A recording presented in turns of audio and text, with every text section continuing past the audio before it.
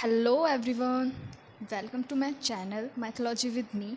तो आज हम स्टार्ट करने वाले हैं श्रीमद् भागवतम प्रथम स्कंद का अध्याय फर्स्ट का श्लोक सेकंड। हम कल कंप्लीट कर चुके थे अपना श्लोक फर्स्ट, आज हम कंप्लीट करेंगे अपना श्लोक सेकंड। तो देखते हैं उसमें क्या क्या इंपॉर्टेंट चीज़ है, आइए समझते हैं मेरे साथ। तो आइए स्टार्ट करते हैं सेकंड श्लोक। धर्म प्रोजितित कतेवोऽत्र परमो निर्मत्सा राणा संता वेद वास्तव मंत्रा वस्तु शिवानंदा तापत्र्यो मन्मूलनम श्रीमद्भागवतम महामुनिकेत्र की वा परीश्वरम सदो हर्वारुधिन्तेरे कृतिभ शुशक्ष भैस्ताराक्षटम। तो ये हमारा सेकंड श्लोक है, थोड़ी सी गड़बड़ हो गई, नेवर माइंड। तो आइए हम इसका तात्पर्य जानते हैं। यह श्रीमद् भागवतम पुराण भौतिक कारणों से प्रेरित होने वाले समस्त धार्मिक कृत्यों को पूर्ण रूप से बहिष्कृत करते हुए सर्वोच्चम सत्य पर प्रतिपादन करता है, जो पूर्ण रूप से शुद्ध हृदय वाले भक्तों के लिए बोध्य है। यह सर्वोच्चम सत्य वास्तविकता है जो माया से पृथक होते हुए सबके कल्याण के लिए है। ऐसा सत्य तीनों प्रकार के संतापों को समूल नष्ट करने वाला है। महामुनि श्रील व्यासदेव द्वारा अपनी परिपक्व अवस्था में संकलित यह सुंदर श्रीमद् भागवतम पुराण ईश्वर साक्षात्कार के लिए अपने आप में पर्याप्त है। तो फिर अन्य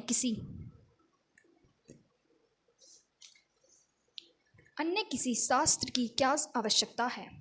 जैसे ही कोई ध्यानपूर्वक तथा विनती भाव से श्रीमद् भागवतम के संदेश को सुनता है, वैसे वैसे ज्ञान के इस संस्कार से उसके हृदय में परम भगवान स्थापित हो जाते हैं। आइए इसका तात्पर्य समझते हैं। धर्म के 4 मूल विषय सम्मिलित हैं, ठीक है। पुण्यकर्म, आर्थिक विकास, इंद्र तृप्तियाँ तथा भवबंधन से मोक्ष। आहार, निद्रा, भय तथा मैथुन, ये पशु जीवन के 4 नियम हैं। ये चारों पशुओं तथा मनुष्यों में समान रूप से पाए जाते हैं, किंतु मनुष्यों में एक अतिरिक्त कार्य धर्म होता है। धर्म के बिना मनुष्य जीव पशु जीवन से ज़्यादा अच्छा नहीं है। अतः प्रत्येक मानव समाज में धर्म का कोई ना कोई रूप पाया जाता है, जिसका उद्देश्य आत्मा साक्षात्कार है और जो ईश्वर के साथ मनुष्य के साक्षात संबंध को बताने वाला है। मानव सभ्यता की निम्नतर अवस्थाओं में भौतिक प्रकृति पर प्रभुत्व जमाने हेतु सदैव होड़ लगी रहती है।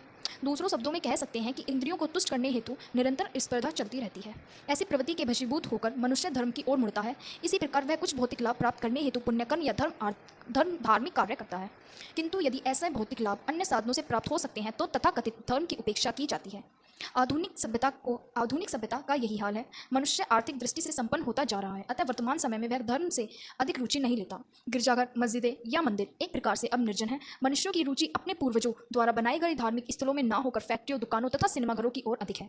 इससे यह सिद्ध होता है कि धर्म का आचरण किसी न किसी आर्थिक लाभ के लिए ही किया जाता है।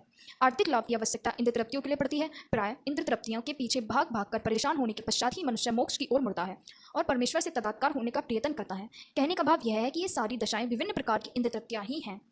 वेदों में उपयुक्त चारों कर्मों की संतुष्टि नियमक के रूप में की गई है, जिससे इंद्र तृप्तियों के लिए अनावश्यक का स्पर्धा उत्पन्न न हो। किंतु श्रीमद् भागवतम इंद्र तृप्ति संबंधी इन सब कर्मों से परे है।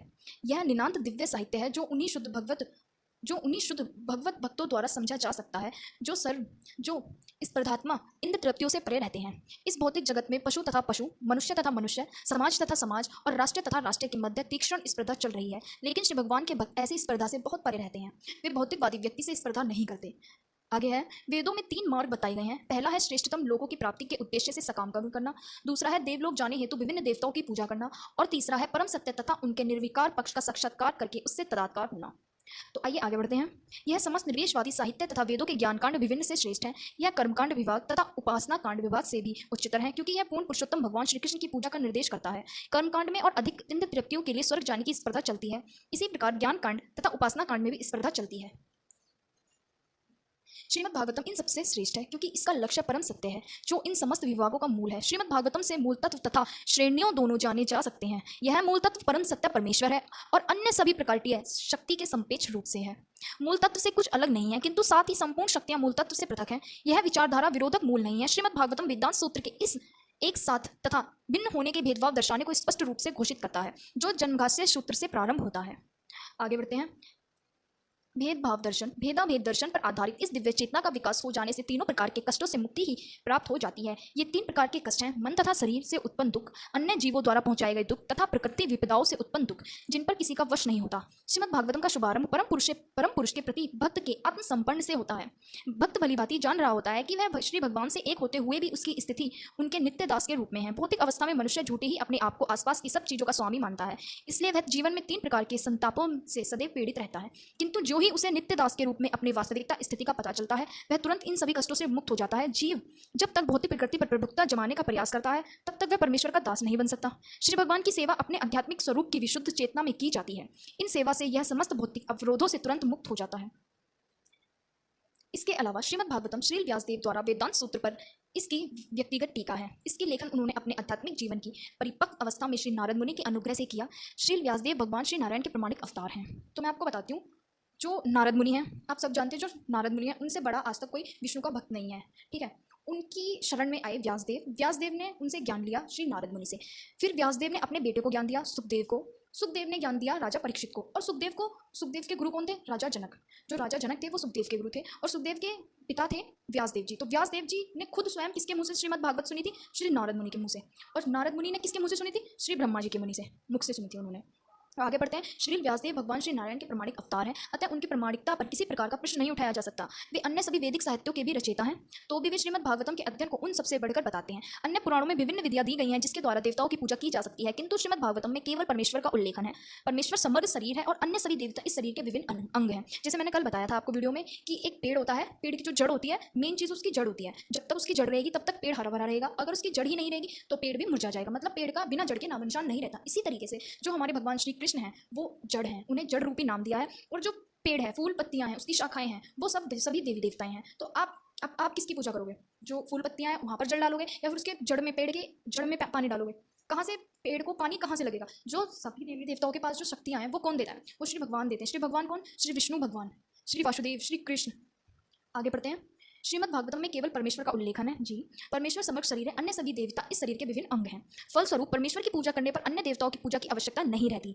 अगर आप पेड़ की जड़ में पानी डालोगे तो आपको जरूरी नहीं है कि आप उसकी पत्तियां साफ करो, आप उसकी पत्तियों पे पानी डालो, शाखाओं पे पानी डालो, नहीं। पेड़ की जड़ में पानी जाएगा तो खुद शाखाएं फली फूली रहेंगी, खुद पौधा जो है वो फल देगा, फूल देगा। इसी तरीके से भगवान श्री कृष्ण हैं, वो सभी कारणों के कारण हैं। उन्होंने ब्रह्मांड की रचना की, उन्होंने ब्रह्मा को बनाया है, देन हम आए हैं। आगे बढ़ते हैं। परमेश्वर तुरंत ही भक्त के हृदय में स्थित हो जाता है। फलस्वरूप परमेश्वर की पूजा करने पर अन्य देवताओं की पूजा की आवश्यकता नहीं रहती। परमेश्वर तुरंत ही भक्त के हृदय में स्थित हो जाते हैं। भगवान श्री चैतन्य महाप्रभु ने श्रीमद् भागवतम को निर्मल पुराण बताया है, अतः यह अन्य समस्त पुराणों से भिन्न है। जो अन्य सारी पुराणे हैं उनसे ये भिन्न है, मतलब अलग है। इस दिव्य संदेश को ग्रहण करने की उचित विधि यह है कि इसे विनीत भाव से सुना जाए। चुनौती देने की प्रवृत्ति से इस दिव्य संदेश को ग्रहण करने में मदद मिल सकती है। यहाँ पर उचित मार्गदर्शन के लिए जो एक शब्द प्रयुक्त है वह है शुश्रू।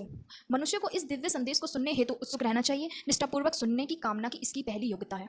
मतलब आपको ये वाली जिज्ञासा होनी चाहिए। इसीलिए इस अध्याय का पहला नाम ही ये है, मुनियों की जिज्ञासा। आपके अंदर हर चीज़ को जानने की जिज्ञासा होनी चाहिए कि ऐसा क्यों हुआ, और फिर आपके अंदर ये जिज्ञासा, फिर आपके अंदर ये गट्स होने चाहिए कि हम उस चीज़ को ढूंढें।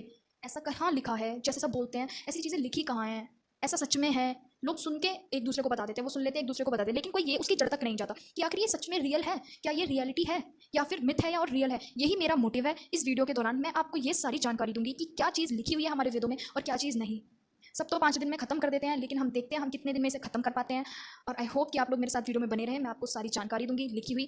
आप साइड में देख सकते हैं, ये जो पेज है ये इसी का फोटो है जो मैं पढ़ रही हूँ। आप भी चाहें तो आप इसे पढ़ सकते हैं। थोड़ा सा टाइम देने में तो देखो किसी का कुछ नहीं जाता। And please like and subscribe जरूर कर दीजिएगा। आगे बढ़ते हैं वीडियो को। मनुष्य को इस दिव्य संदेश को सुनने हेतु उत्सुक रहना चाहिए। निष्ठापूर्वक सुनने की कामना ही इसकी पहली योग्यता है। कम भाग्यशाली व्यक्ति इस श्रीमद् भागवतम को सुनने में बिल्कुल रुचि नहीं दिखाते। इसकी विधि सरल है, किंतु इसे व्यवहार में लाना कठिन है। भाग्यहीन व्यक्तियों को व्यर्थ ही सामाजिक तथा राजनीतिक बातें सुनने हेतु पर्याप्त समय मिल जाता है, किंतु जब उन्हें भक्त की सभा में श्रीमद् भागवतम सुनने हेतु आमंत्रित किया जाता है तो वह साहस हिचकिचाने लगते हैं। बिल्कुल सच बात है। भगवान के लिए कोई 2 शब्द नहीं बोल सकता, और पॉलिटिक्स के लिए बुलवा लो, स्पोर्ट्स के लिए बुलवा लो, किसी भी चीज़ के लिए बुलवा लो, बट कोई भगवान के लिए, मैं अगर ये बोल दूं कि आप खड़े हो जाओ और 2 बातें बोल दो भगवान के लिए, कोई नहीं बोल सकता। मैं वो बहुत दूर की बात है। अगर मैं किसी से ये भी पूछूं ना भगवान श्री कृष्ण का अर्थ क्या है, जो भगवान श्री कृष्ण का नाम है उसका अर्थ क्या है, वो भी कोई नहीं बता पाएगा। और मैंने आपको कल दिखाया था ना, कल श्रीमद् भागवतम के पहले श्लोक में ही बता दिया है श्री कृष्ण का अर्थ क्या है, वासुदेव का अर्थ क्या है, कहाँ से आए ये नाम। तो क्या है, हमें सिर्फ पढ़ने की जरूरत है। अरे ज़्यादा नहीं तो 5 मिनट दे दो अपने, सिर्फ। ये भी एक आपके बिजी शेड्यूल का हिस्सा होना चाहिए। तो आइए आगे बढ़ते हैं। इसकी विधि सरल है किंतु इसे व्यवहार में लाना कठिन है। भाग्यहीन व्यक्तियों को व्यर्थ की सामाजिक तथा राजनीतिक बातें सुनने हेतु पर्याप्त समय मिल जाता है, किंतु जब उन्हें भक्तों की सभा में श्रीमद् भागवतम सुनने हेतु आमंत्रित किया जाता है तो वे साहस हिचकिचाने लगते हैं। कभी कभी श्रीमद् भागवतम के पेशेवर पाठक सहसा श्री भगवान की गुना लीलाओं की चर्चा करने लगते हैं और उनकी व्याख्याएं यौन अश्लील साहित्य के रूप में करते हैं। श्रीमद् भागवतम को प्रारंभ से ही सुनना चाहिए। जो मनुष्य इस ग्रंथ को आत्मसात करने योग्य है उनका उल्लेखन इसी श्लोक में है। कोई व्यक्ति उनके पुण्य कर्मों के पश्चात श्रीमद् भागवतम सुनने के योग्य बन पाता है। महामुनि श्री व्यासदेव बुद्धिमान एवं विचारवान व्यक्ति को आश्वासन देते हैं कि श्रीमद् भागवतम का श्रवण करने से उन्हें श्री भगवान का साक्षात्कार हो सकता है। वेदों में वर्णित साक्षात्कार की विभिन्न अवस्थाओं को पार किए बिना है। इस संदेश को ग्रहण करने हेतु समस्त होने मात्र से मानव परमाहंस पद को तुरंत प्राप्त कर सकता है। तो हमारा श्लोक सेकंड कंप्लीट हो गया। तो आइए हम श्लोक थर्ड पर बढ़ते हैं। अपना थर्ड श्लोक। तो पहला श्लोक मैं अपनी पहली वीडियो में कंप्लीट कर चुकी हूँ। आज हमने किया है अपना सेकंड श्लोक कंप्लीट और अब करते हैं थर्ड श्लोक। निगम कल्प तरोरी गलती फला सुका मुखा मृत द्रव संयुतनम पिबत भागवतम रसमलय मुहुरहो रासिक भवु भावका। हे विज्ञ एवं विचारशील जने, वैदिक साहित्य रूपी कल्प वृक्ष के इस परिपक्व फल श्रीमद् भागवतम का रसवादन करें। यह श्री सुखदेव गोस्वामी के मुख से निश्चित हुआ है, अतः यह है और भी अधिक रुचिकार हो गया है। यद्यपि इसका अमृत रस मुक्ति जीवों सहित समस्त जनों के लिए पूर्व से ही अस्वधा था। पिछले 2 श्लोकों में यह निश्चित रूप से सिद्ध हो गया है कि श्रीमद् भागवतम दिव्य साहित्य है जो अपने दिव्य गुणों के कारण अन्य समस्त वैदिक शास्त्रों को पीछे छोड़ देता है। यह समस्त लौकिक कार्यकल्प तथा लौकिक ज्ञान से परे है। इस श्लोक में बताया गया है कि श्रीमद् भागवतम न केवल उत्कृष्ट साहित्य है अपितु यह समस्त वैदिक साहित्यों का परिपक्व फल है। दूसरे शब्दों में यह सभी वैदिक ज्ञान का सार है। इसे ध्यान में रखते हुए यह समझना चाहिए कि धैर्य एवं नम्रता से श्रवण करना निश्चित रूप से आवश्यक है। अतः मनुष्य को चाहिए कि यह श्रीमद् भागवतम द्वारा प्रदत्त संदेशों तथा उपदेशों को अत्यंत आदर से के साथ तथा ध्यानपूर्वक ग्रहण करना चाहिए। वेदों की तुलना कल्प वृक्ष से की गई है क्योंकि उनमें मनुष्य के लिए जानने योग्य सारी बातें बताई जाती हैं। उनमें सांसारिक आवश्यकताओं के साथ साथ आध्यात्मिकता साक्षात्कार का भी वर्णन हुआ है। वेदों में सामाजिक, राजनीतिक, धार्मिक, आर्थिक, सैन्य, चिकित्सीय, राजनीतिक, भौतिक, पराभौतिक विषयों से संबंधित ज्ञान के नियामक सिद्धांत हैं। जीव के लिए जो भी आवश्यक है सभी का समावेश है। तो मैं आपको पहले भी बताया था, मैं आपसे ये वाली बात लिखकर बोल सकती हूँ।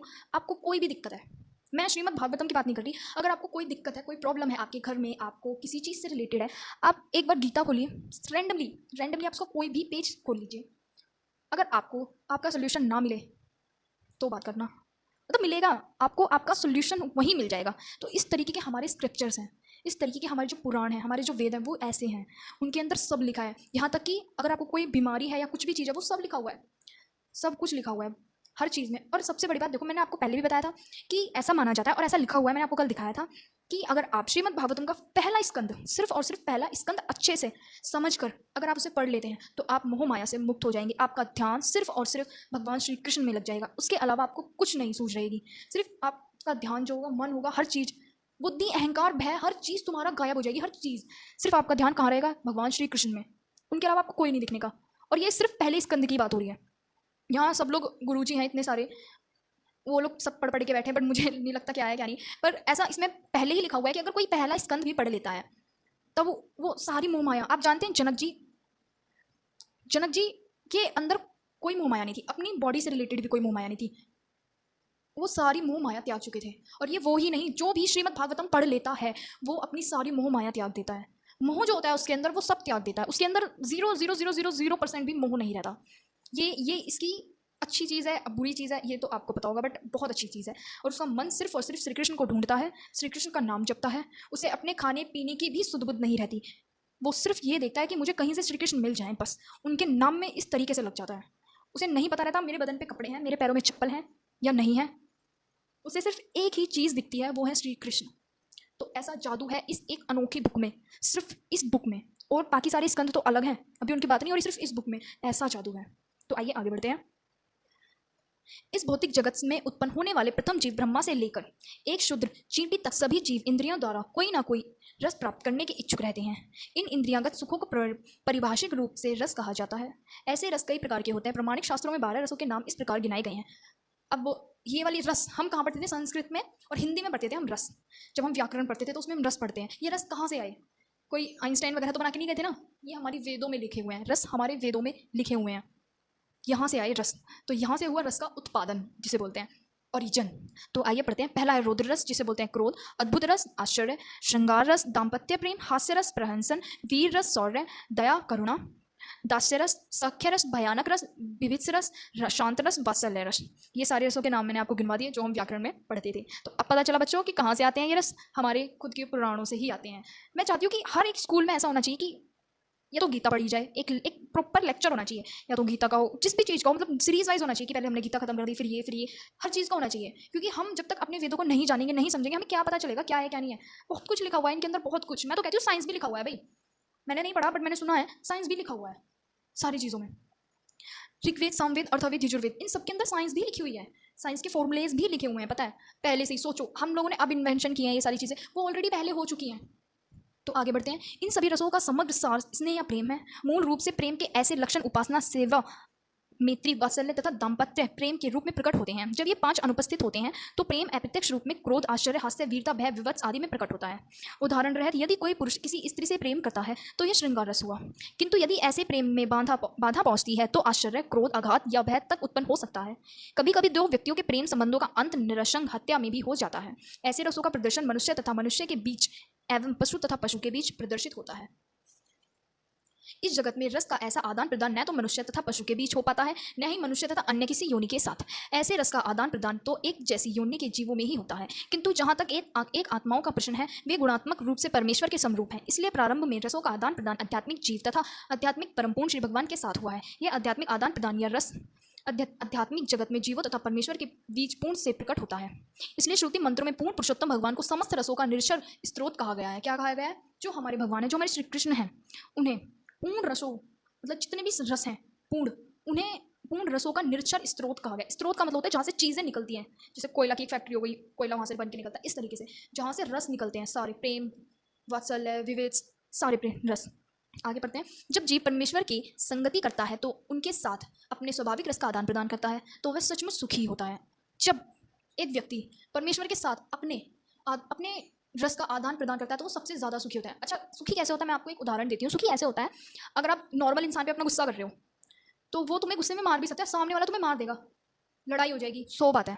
लेकिन अगर आप भगवान को गुस्सा दिखा रहे हो, क्यों नहीं आ रहे हो आप मेरे पास, ये क्या है ऐसा, मेरे पास नहीं है ये वो, तो वो क्या बोलेंगे? अच्छा ये बताओ, आप उन्हें गुस्सा दिखाओ, आप उन्हें प्रेम दिखाओ, आप उनके साथ खुश हो, आप उनका नाम जप करो, तो इस चीज़ में तो खुशी है ना। देखो, और तुम सामने वाले के साथ ऐसा, जैसे आप किसी सामने वाले से एक्सपेक्ट करते हो कुछ भी चीज़ और वो ना दे, ना करे, तो आपको बुरा लगेगा। लेकिन अगर आप भगवान से करो, जो करना है आपको, जितने रस हैं आपके, आप भगवान से आदान प्रदान करो उनका। अगर आप सुखी ना रहो तो बोलना, सिंपल सी बात है, हर कोई सुखी रहेगा, ये लिखा हुआ है यहाँ पे। अगर आप परमेश्वर की संगति करते हैं, उनके स्वाभाविक रस का आदान प्रदान करते हैं, उनसे अपने स्वाभाविक रस का आदान प्रदान करते हैं, तो वह सचमुच सुखी होता है। और ये गलत बात नहीं है, एकदम सच बात है। आप जितना भगवान को याद करोगे, भगवान उतना तुम्हें याद करेंगे। भौतिक जगत में रस का अनुभव विकृत रूप में होता है जो अस्थायी होता है। इस प्रकार भौतिक जगत में रस का प्रदर्शन रोध आदि भौतिक रूप में होता है। और ज़्यादा क्या है हमारे जगत में? रौद्र रस मतलब क्रोध। हर किसी के अंदर क्रोध, छोटी छोटी सी बातों पे गुस्सा आ जाता है। समझना किसी को नहीं होता कुछ चीज़, बस गुस्सा करना होता है। इस श्लोक में यह निश्चित रूप से कहा गया है कि वह आध्यात्मिक रस जिसका आस्वादन मुक्त अवस्था में किया गया श्रीमद् भागवतम के साहित्य में अनुभव किया जा सकता है, क्योंकि यह वैदिक ज्ञान का परिपक्व फल है। इस दिव्य साहित्य का विनीत भाव से श्रवण करने पर मनुष्य मनोवंचित पूर्ण आनंद प्राप्त कर सकता है। किंतु मनुष्य को इस बात में अत्यंत सावधानी बरतनी होगी कि इस संदेश का श्रवण उपयुक्त स्रोत से किया जाए। श्रीमद् भागवतम को उपयुक्त स्रोत से ही यथारूप प्राप्त किया गया है। इसे बैकुंठ में लाने वाले श्री नारद मुनि हैं, ठीक है, जिन्होंने इसे अपने शिष्य श्रील व्यासदेव को प्रदान किया। श्रील व्यासदेव ने इस संदेश को अपने पुत्र श्रील सुखदेव गोस्वामी को प्रदान किया और फिर उन्होंने इसे महाराज परीक्षित को उनकी मृत्यु से मात्र 7 दिन पूर्व प्रदान किया।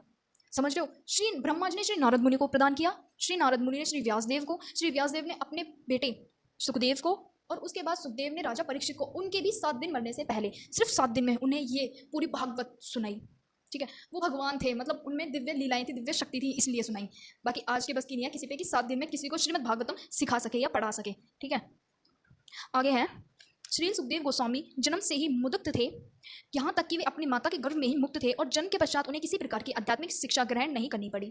जन्म के समय कोई भी व्यक्ति न तो लौकिक दृष्टि से और न ही आध्यात्मिक दृष्टि से कुशल होता है, किंतु पूर्ण रूप से मुक्त आत्मा होने के कारण श्री सुखदेव गोस्वामी को आध्यात्मिक साक्षात्कार के लिए किसी प्रकार की विकास विधि का अनुसरण नहीं करना पड़ा, अपितु दोनों गुणों से परिपूर्ण रूप से मुक्त पद पर स्थित रहकर भी वे उन पूर्ण पुरुषोत्तम भगवान से इस दिव्य रस के प्रति आकर्षित हुए जिनकी अर्चना मुक्त जीवों द्वारा वैदिक मंत्रों से की जाती है। परमेश्वर की लीलाएं मुक्त जीवों को संसारी मनुष्य की अपेक्षा अधिक आकर्षक लगती हैं। श्री भगवान किसी भी दृष्टिकोण से निराकार नहीं है, क्योंकि दिव्य रस का आस्वादन केवल व्यक्ति के साथ ही संभव है। तो एक छोटी सी कहानी सुनाती हूँ मैं आपको सुखदेव की। जो सुखदेव महाराज थे, ये अपनी माता के जब गर्भ में थे उससे पहले ये एक तोता थे, मतलब महादेव जो है पार्वती मैया को अमर कथा सुना रहे थे। उस टाइम पे जहाँ पे पार्वती मैया बैठी थी उसके नीचे एक तोता का वो था, अंडा था, और उस अंडे में सुखदेव जी थे। सुनिए, तो उनकी आंख लग और वो तोता अंडा फूट गया और तोता निकल गया, और वो पार्वती मैया तो सो गई और भोले बाबा उन्हें सुनाते रहे और वो उन्हें हूक देते रहे करके। जब पार्वती मैया की आंख खुली तो उन्होंने कहा कि स्वामी कथा कहाँ तक पहुंची। उन्होंने कहा मैंने तो कथा सारी सुना दी। उन्होंने कहा मैंने तो सुनी नहीं। तो उन्होंने कहा कि फिर मुझे हुक कौन दे रहा था। तो उन्होंने देखा तो वो तोता दे रहा था। उन्होंने उसे पकड़ने का प्रयास किया तो वो तोता उड़ जाता है। उड़ते उड़ते वो उसने हमारी कहानी सुन ली। उड़ते उड़ते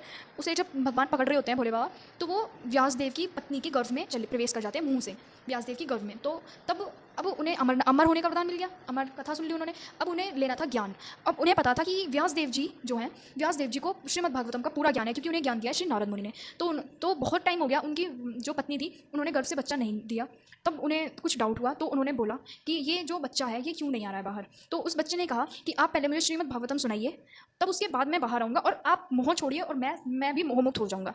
फिर उसके बाद जब उन्होंने ये सुनाई तब वो गर्भ से बाहर आए सुखदेव जी। लेकिन गर्भ से बाहर आते ही वो सीधे वन को चले गए। अब वन को चले गए, उन्हें सब ज्ञान था, जैसे कि अभी लिखा हुआ है यहाँ पे, उन्हें पूर्ण ज्ञान था, गुणों से परिपूर्ण थे, वो मुक्त थे हर किसी चीज़ से, मोह माया से, हर चीज़ से। लेकिन कहते हैं ना कि गुरु की आवश्यकता सबको होती है। तो जब वो सब में घूमे बट किसी ने कुछ वो नहीं करा, क्योंकि उनके पास गुरु नहीं थे। ज्ञान को ज्ञान नहीं समझा क्योंकि उनके पास कोई गुरु नहीं था। फिर व्यासदेव जी ने जनक जी को इनका गुरु बनाया। जनक जी के पास सुखदेव जी को भेजा। उन्होंने अपना गुरु बनाया। सुखदेव जी ने जनक जी को अपना गुरु बनाया।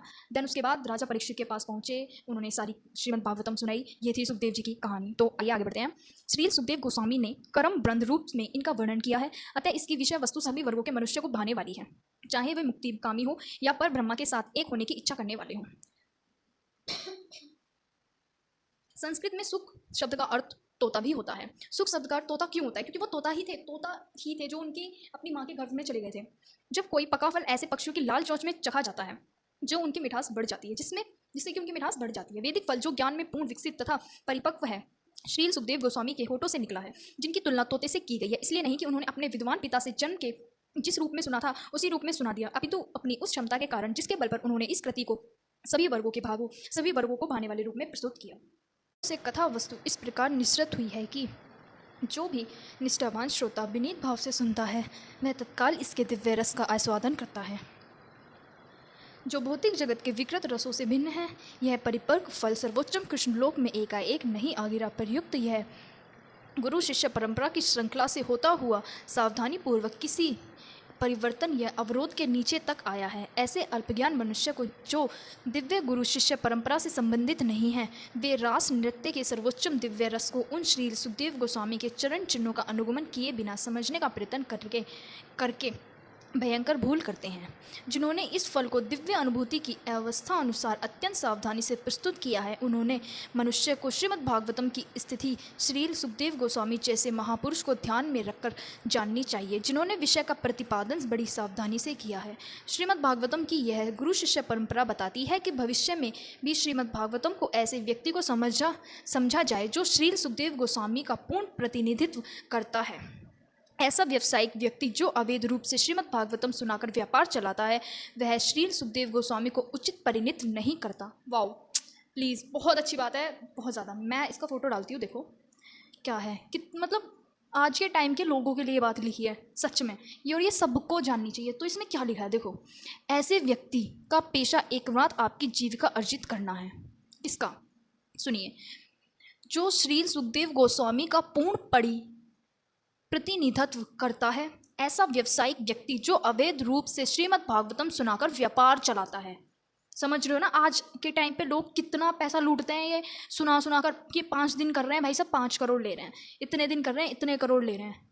तो वो मैं नहीं बोल रही, ये खुद इसमें लिखा हुआ है भाई, देखो इसमें खुद लिखा हुआ है, व्यापार चलाते हैं। वह श्री सुखदेव गोस्वामी का उचित प्रतिनिधित्व नहीं करता। ऐसे व्यक्ति का पेशा एकमात्र आपकी जीविका अर्जित करना है, अतः ऐसा व्यवसायिक व्यक्तियों के भाषण नहीं सुनने चाहिए। पता नहीं तुम लोग क्यों सुनते हो, ऐसे नहीं सुनने चाहिए, इसमें खुद लिखा हुआ है, ऐसा अब तक किसी ने नहीं बताया। और एक भी गुरुजी कोई अगर ये बोल दे कि ऐसा श्रीमद् भागवतम में लिखा हुआ है तो कोई बताता ही नहीं है, क्योंकि किसी को ये वाली बात बतानी नहीं है। तो यहाँ पे देखो स्वयं खुद लिखा हुआ है, ऐसा व्यावसायिक व्यक्ति जो अवैध रूप से श्रीमद् भागवतम सुनाकर व्यापार चलाता है वह श्री सुखदेव गोस्वामी का उचित प्रतिनिधित्व नहीं करता। ऐसा व्यक्ति का पेशा एकमात्र अपनी जीविका अर्जित करना है, अतः ऐसे व्यवसायी व्यक्तियों के भाषण नहीं सुनने चाहिए। ऐसे व्यक्ति इस गंभीर विषय को समझने की क्रमिक विधि का अभ्यास किए बिना सीधा गुहंतम अंशों को सुनाते हैं। हाँ, मैंने क्या बोला, 5 दिन में ख़त्म कर देते हैं। कैसे ख़त्म कर देते हैं, वही तो, ये सारी बातें तो बताते ही नहीं है। जैसे यहाँ पे इतनी मेन चीज़, इतनी बड़ी चीज़, पहले स्कंध के 3 श्लोक के तात्पर्य में ही ये चीज़ लिखी हुई है, कोई नहीं बताता, और कोई भी नहीं बताता भाई। वे सामान्य रूप से रस नृत्य की कथा वस्तु में गोता लगाने लगते हैं और मूर्ख किस्म के लोग इसका गलत अर्थ निकालते हैं। कुछ लोग इसे अनैतिक बताते हैं और अन्य अपनी मूर्खतापूर्ण व्याख्याओं द्वारा इस पर पर्दा डालने का प्रयास करते हैं। उनसे श्री सुखदेव गोस्वामी के चरण चिन्हों पर चलने की लेश मात्र इच्छा नहीं रहती। अतः निष्कर्ष यह निकला है कि रस से गंभीर छात्र को श्री सुखदेव गोस्वामी से चली आने वाली गुरु शिष्य परंपरा से श्रीमद् भागवतम का संदेश प्राप्त करना चाहिए, जिन्होंने श्रीमद् भागवतम का वर्णन दिव्य विज्ञान के विषय में अल्पज्ञानी उन संसारी मनुष्य की तुष्टि के लिए किसी मनमाने ढंग से नहीं अपितु शुरू से सुनिश्चित ढंग से प्रारंभ किया है। श्रीमद् भागवतम को इतनी सावधानी से प्रस्तुत किया गया है कि निष्ठावान तथा गंभीर व्यक्ति तुरंत वैदिक ज्ञान के इस परिपक्व फल का आनंद श्री सुखदेव गोस्वामी या उनके परिमाणिक प्रतिनिधि के मुख से निरस्त अमृत रस का पान करके उठा सकते हैं।